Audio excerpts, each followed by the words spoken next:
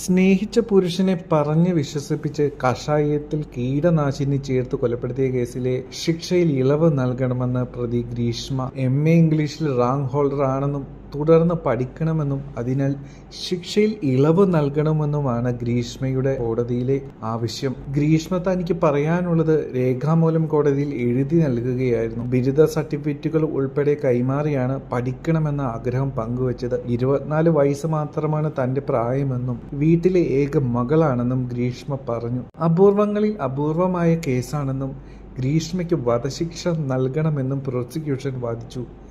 ഗ്രീഷ്മയ്ക്ക് ചെകുത്താന്റെ മനസ്സാണ്. ഉന്നത വിദ്യാഭ്യാസം ഉപയോഗിച്ച് ക്രൂരകൃത്യം നടത്തി. ഷാരോണിന്റെ സ്വപ്നം ഗ്രീഷ്മ തകർക്കുകയാണ് ഉണ്ടായത്. ഗ്രീഷ്മ ദയ അർഹിക്കുന്നില്ല.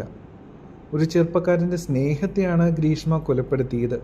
കൃത്യമായ ആസൂത്രണത്തോടെ നടത്തിയ കൊലപാതകമാണെന്നും പ്രോസിക്യൂഷൻ പറഞ്ഞു. 11 ദിവസം ഷാരൂൺ അനുഭവിച്ച വേദന ഡോക്ടർമാരുടെ മൊഴിയിലുണ്ട്. പരിശുദ്ധ പ്രണയമെന്ന ധാരണയെ തന്നെയാണ് കൊല ചെയ്തതെന്നും പ്രോസിക്യൂഷൻ കോടതിയിൽ പറയുകയാണ് ഉണ്ടായിട്ടുള്ളത്.